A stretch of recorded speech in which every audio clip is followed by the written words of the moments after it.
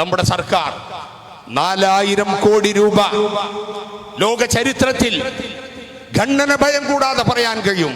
4000 കോടി രൂപ സർക്കാരിന്റെ കിഫ്ബി ഫണ്ടിൽ നിന്ന് ചെലവഴിച്ച് 45,000 സ്മാർട്ട് ക്ലാസ് റൂമുകൾ 140 മണ്ഡലങ്ങളിലും 10 കോടിയും 5 കോടിയും ഓരോ മണ്ഡലത്തിന്റെയും പ്രദേശത്തിന്റെയും ആവശ്യങ്ങൾ റിക്വയർമെന്റ് പരിഗണിച്ചുകൊണ്ട് അമ്പരചുംബികളായ 5 സ്റ്റാർ ഹോട്ടലുകളെ പോലെ, കോർപ്പറേറ്റ് ബിൽഡിങ്ങുകളെ പോലെ വലിയ വലിയ കെട്ടിടങ്ങൾ.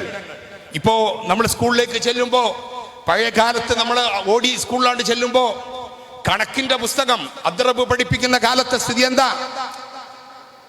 ബെഞ്ച് ആടും, ഡെസ്ക് കുലുങ്ങിക്കൊണ്ടേയിരിക്കും.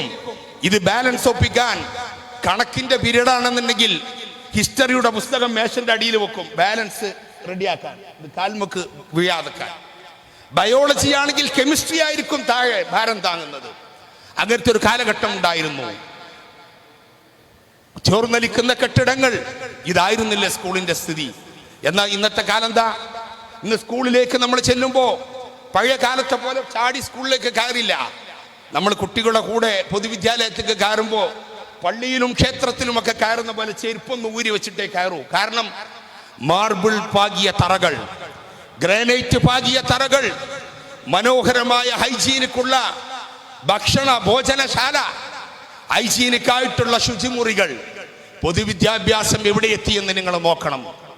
2 സമയങ്ങളിലായി പുസ്തകത്തിന്റെ ഭാരം കുറക്കാൻ 2 സമയങ്ങളിലായി 2 ടേമുകളിലായി പുസ്തകം കൊടുക്കുന്നു. പരീക്ഷ ജൂൺ മാസം റിസൾട്ട് വന്ന് പരീക്ഷയുടെ റിസൾട്ട് 5ാം ക്ലാസ്സിലെ കുട്ടി 5ാം ക്ലാസ്സിലെ റിസൾട്ടുമായി പോകുമ്പോൾ 6ാം ക്ലാസ്സിലെ പുസ്തകവുമായിട്ടാണ് വീട്ടിലേക്ക് പോകേണ്ടത്. എത്ര മാറ്റമാണ്! യൂണിഫോം ആദ്യം വന്ന് കെടുക്കുകയാണ്. പല കുട്ടികളും വീടുകളിൽ ഇപ്പോൾ യൂണിഫോം 2ാമത് അടിപ്പിക്കുന്നില്ല. ഭക്ഷണം 5 സ്റ്റാർ ഹോട്ടലിൽ ചെന്ന പോലെ. ഹോട്ടൽ നിങ്ങൾ കേട്ടിട്ടുണ്ടോ? സ്കൂളിൽ മെനു പബ്ലിഷ് ചെയ്തിരിക്കുന്നു. ഒരു ദിവസം ഫ്രൈഡ് റൈസ്, ഒരു ദിവസം ബിരിയാണി, ഒരു ദിവസം മറ്റു നെയ്ച്ചോറ്. ഇവിടെ സംവിധാനം അല്ലേ നമ്മുടെ സ്കൂളുകൾ? ഇവിടെ എല്ലാ സ്കൂളുകളും, ഞങ്ങളിവിടെ വ്യാപകമാണ്. എല്ലാ സ്കൂളുകളിലും നല്ല മെനു, ഭക്ഷണം കൃത്യതയോടെ ലഭിക്കുന്ന, ചോർന്നൊലിക്കാത്ത കെട്ടിടങ്ങൾ, നല്ല പുസ്തകങ്ങൾ, നല്ല അധ്യാപകർ, ഗുണനിലവാരമുള്ള അക്കാഡമിക് കലണ്ടറും അതുപോലെ സംവിധാനങ്ങളും കൊണ്ട് രാജ്യത്തിന്റെ പൊതുവിദ്യാലയത്തെ നാം മാറ്റിയെടുത്തു. അതിലൊരു രാഷ്ട്രീയമുണ്ട്. ആ രാഷ്ട്രീയമാണ് നാം മനസ്സിലാക്കേണ്ടത്.